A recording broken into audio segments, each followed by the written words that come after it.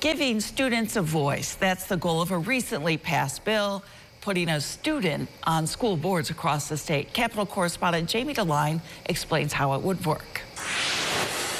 Here in New York, a student representative is authorized to sit on a school board. But if a recently passed bill is signed, it would become a requirement for all school districts and BOCES. Obviously, the student would not be able to vote. The student would not go into the executive sessions about personnel or any of the things that are sort of appropriately confidential. But a student would be able to talk about the experience of students, which, frankly, some board members don't hear enough. She says it's a great way for students to learn about civics. For us, it's the July 4th weekend. We're talking about how important our democracy is. And part of our democracy is people getting engaged, learning how to speak, learning how to listen, learning how to agree and disagree respectfully, learning how to find solutions.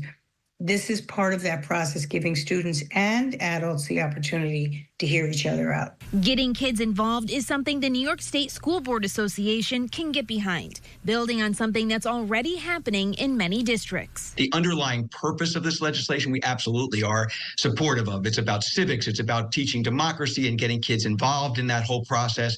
So there's no conceptual problems that we have with this legislation. So how would a student be chosen under this bill? The school board or the BOCES board, the Board of Cooperative Educational Services, would come up with a process for how they're going to make that happen. To your question, for the BOCES boards, depending on how many component districts there are within that BOCES equation, there would be multiple students. There could be as many as 3 students who would be representing a BOCES if it's large enough. For other districts, they would need to designate at least 1 student. The bill has yet to be delivered to Governor Hochul. Reporting in Albany, I'm Jamie DeLine.